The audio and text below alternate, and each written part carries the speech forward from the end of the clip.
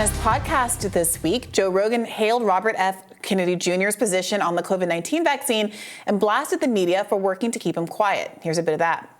They'll say that Bobby Kennedy is spreading misinformation where everything he said you can verify. Everything he said is true. Yeah. But there's no money in agreeing with him. The amount of money that these news organizations, supposed news organizations, get from being on the side of the pharmaceutical companies and being in their good graces is millions and millions of dollars in advertising revenue. And they have a very specific mandate. And then in a sit-down interview with the Daily Wire's Jordan Peterson, RFK Jr. not only praised Rogan and former Fox News host Tucker Carlson, went so far as to say that podcasts offer insurgent candidates a platform and will ultimately decide the 2024 campaign. Let's listen.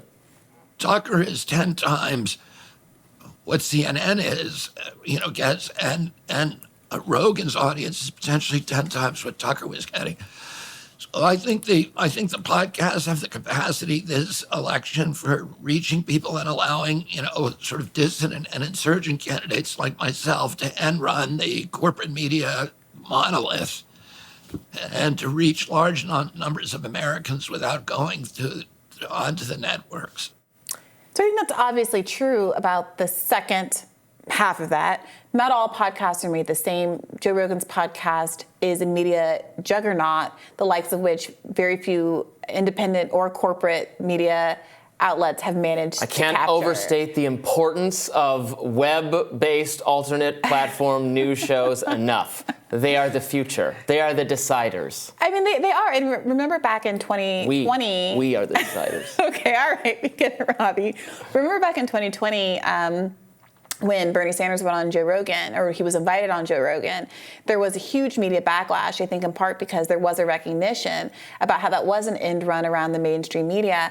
And at the same time that all of the establishment candidates claimed to find it to be distasteful because some of Joe Rogan's beliefs were not Bernie's beliefs or not progressive beliefs at all, it turned out that every other candidate, or many of the other leading candidates, including Joe Biden, were furiously trying to get on Joe Rogan's show, and Joe Rogan wouldn't have them on. And Joe Rogan talked about Donald Trump, too. He said he wouldn't have Donald Trump on. Right. So, there is something that is democratizing about independent media because the gatekeeping that happens in mainstream media cannot happen. At the same time, of course, there are independent people who can make their own decisions, which means a different kind of ideological narrowing effect can happen as well.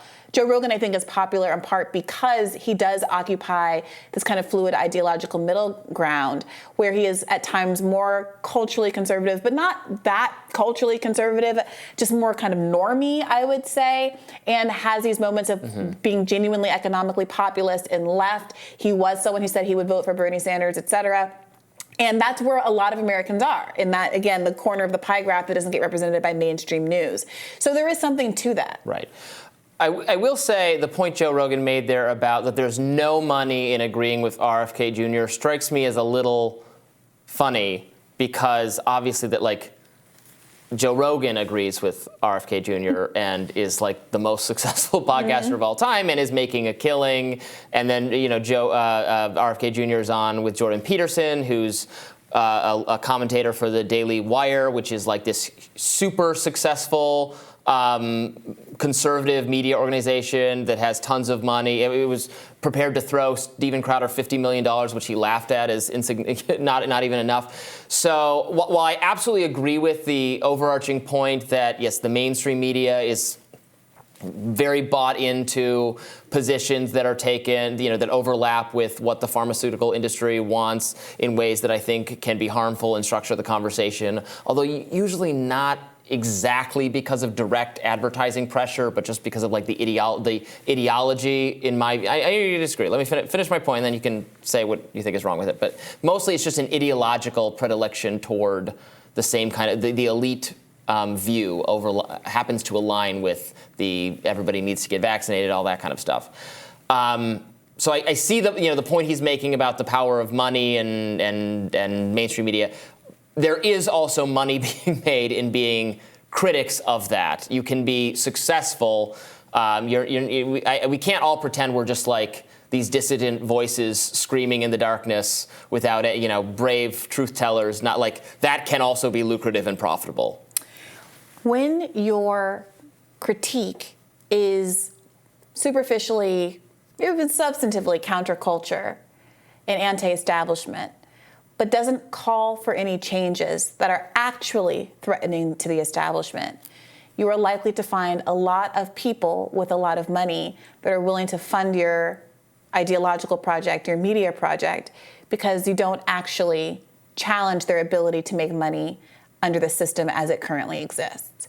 And so while there is obviously a lot of money to be made by people who brand themselves as the intellectual dark web or heterodox thinkers, and there's a whole media culture about that, which I am engaged in and a part of in some small way, there's a difference in terms of how much money people earn and how much of a platform they have between people who are saying, Biden is bad and mandates were bad, et cetera, but who aren't advancing a kind of politics that would go to the heart of the pharmaceutical industry, cutting subsidies to the pharmaceutical industry, making a critique of how it is the Democratic Party and Republican Party both take millions of dollars from pharmaceutical lobbyists every year, et cetera.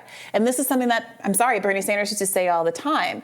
You have to look at who somebody's enemies are and who they're coming after and who they're not coming after. And, this is part of why I do appreciate RFK Jr. because he does make, I think, a more substantive critique than most that are kind of in this broader universe. He said on his Twitter Spaces the other day, specifically, that there was this moment where Democrats historically did not take as much money from the pharmaceutical industry.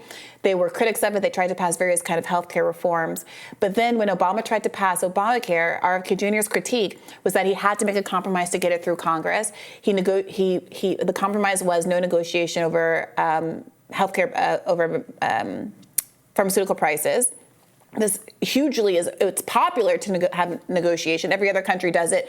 It's why insulin is a tenth of the price in Canada, et cetera. But he threw the people under the bus to get Obamacare passed. And from that point on, made an unholy alliance, I think those were his words, between the Democratic Party and the pharmaceutical industry. And he talked specifically about how much pharmaceutical advertisements you see now that was previously prohibited for most of American history. It is now allowed. He talked about why it is that you see advertisements for, Raytheon and defense companies on Morning Joe, and it's how it's not because anybody who's watching Morning Joe over their cup of coffee is going to buy a ballistic missile, but it's because there is this relationship between the people with money and being able to control these media enterprises. And independent media, if it's not really independent because it's relying on ad dollars, is subject to those same kinds of things.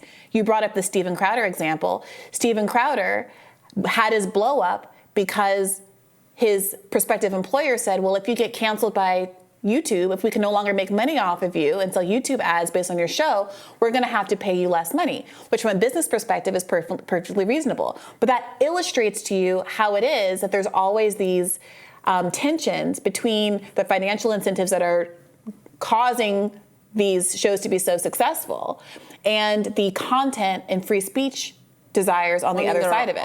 Okay, but there are always financial incentives. I mean, you can be just somebody out on your own making videos. Your model is you have subscribers or something. I mean, if you go against what they think, if you infuriate them constantly, then they're going to stop subscribing, and you're not like it's not charity, right? This is news and entertainment.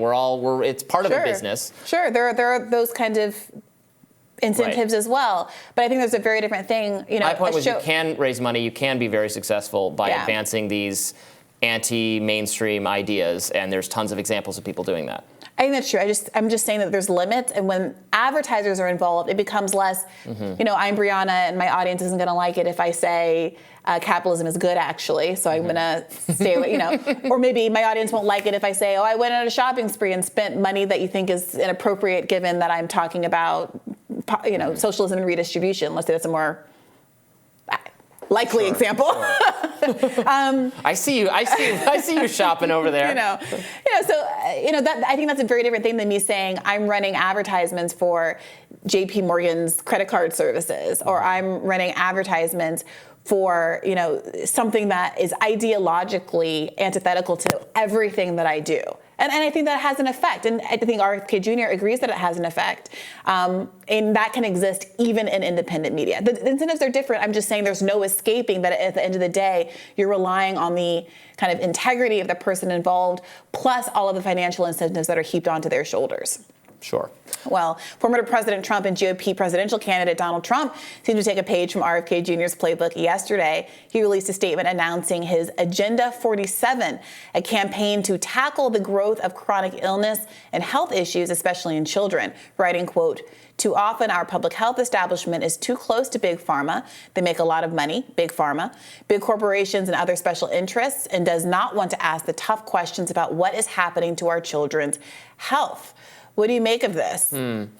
I mean, that's Trump is probably perceiving that RFK Jr. is getting a lot of pickup from echoing some themes that Trump himself has echoed. Although Trump, of course, famously was responsible for Operation Warp Speed and has not shied away from celebrating that. He'll even tell audiences of right-wing people who like Trump, except for what he's done on the vaccines, and he'll say, okay, I watched him do this, he'd say, okay, that's your perspective, but remember that there are millions of people who desperately wanted the vaccine and were happy to take it as fast as possible, and I never said it should be forced on them. I'm not for any mandates, but providing people that potential if they wanted to do it was very important. Honestly, that's a pretty good. I think that's a perfectly fine message to have. If Trump can inject some nuance into the conversation, Trump can jab some nuance into the conversation about public health by being someone with the position of having fulfilled a public health need at the same time as acknowledging that some of the public policy follow-ups were not necessarily well-tailored. That's a good thing. Now, it could be that his audience just turns on him and he doesn't inject nuance into it at all. But I do also think that the broader point of saying I'm going to offer something affirmative to solve a problem that exists, which is our children's health issues, is exactly the kind of thing that he needs to start doing so that his entire personality isn't I'm being prosecuted by the state. Because as we talked about in another segment, unless there are some of these red herrings, or some of these smoking guns, rather, that he and Comer and others purport to exist in some of the documents that have not yet been disclosed, he's going to run out of rope on his ability to make a lot of that for the next 18 months into the election or however long it is. He's going to have to remind people of what his affirmative agenda is instead of just doing grievance politics for the next year and change. Well, we'll have more Rising right after this.